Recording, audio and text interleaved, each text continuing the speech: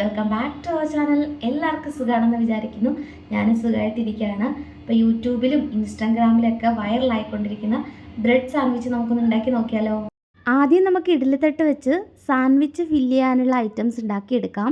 അപ്പോൾ അതിന് വേണ്ടിയിട്ട് ബോൺലെസ് ആയിട്ടുള്ള കുറച്ച് ചിക്കൻ പീസസ്, 2-3 പീസ് വെളുത്തുള്ളി, 3 വറ്റൽമുളക്, 2 മുട്ട.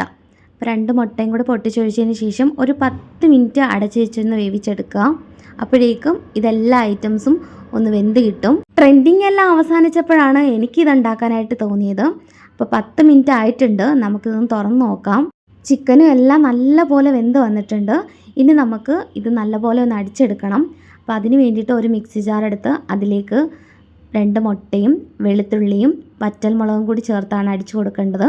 ഇതിൻ്റെ കൂടെ ഞാൻ 1/2 ടീസ്പൂൺ ഉപ്പും 1/2 ടീസ്പൂൺ കുരുമുളക് പൊടിയും 1 ടേബിൾ സ്പൂൺ ചീസും കൂടി ആഡ് ചെയ്തിട്ടാണ് ഞാൻ ഇത് അടിച്ചെടുക്കുന്നത്. ചിക്കൻ എല്ലാം ഓൾറെഡി ചെറിയ പീസസ് ആയിട്ട് ഞാൻ കട്ട് ചെയ്ത് വെച്ചിട്ടുണ്ട്. ഇതിലേക്ക് കുറച്ച് വെജിറ്റബിൾസ് കൂടി ആഡ് ചെയ്യുക. ഞാനിവിടെ ഒരു തക്കാളിയും ഒരു കുക്കുംബറും ഒരു സവാളയാണ് എടുത്തിരിക്കുന്നത്. അത് ചെറിയ ചെറിയ പീസസ് ആക്കി അതിലേക്ക് ഇട്ട് കൊടുക്കാം. അതിലേക്ക് നമുക്ക് മിക്സി ജാറിൽ അടിച്ച് വെച്ചിരിക്കുന്ന പേസ്റ്റ് കൂടി ചേർത്ത് കൊടുത്ത് നല്ല പോലെ ഒന്ന് ഇളക്കി കൊടുക്കാം. അപ്പം നമ്മുടെ സാൻഡ്വിച്ചിലേക്കുള്ള ഫില്ലിങ്സ് ഇവിടെ റെഡി ആയിട്ടുണ്ട്. ഇനി നമുക്ക് ബ്രെഡ് ഒന്ന് ടോസ്റ്റ് ചെയ്തെടുക്കാം. ഒരു പാൻ അടപ്പത്ത് വയ്ക്കുക. പാൻ നന്നായി ചൂടായി വരുമ്പോഴത്തേക്ക് അതിലേക്ക് ഞാൻ ബട്ടറാണ് ചേർത്ത് കൊടുക്കുന്നത്.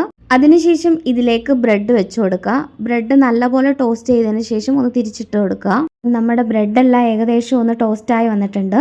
ഇനി നമുക്ക് ഇതിലേക്ക് ഫില്ലിങ് നിറച്ച് കൊടുക്കാം. ഓരോ ബ്രെഡും ഇതുപോലെ തന്നെ ചെയ്തെടുക്കുക.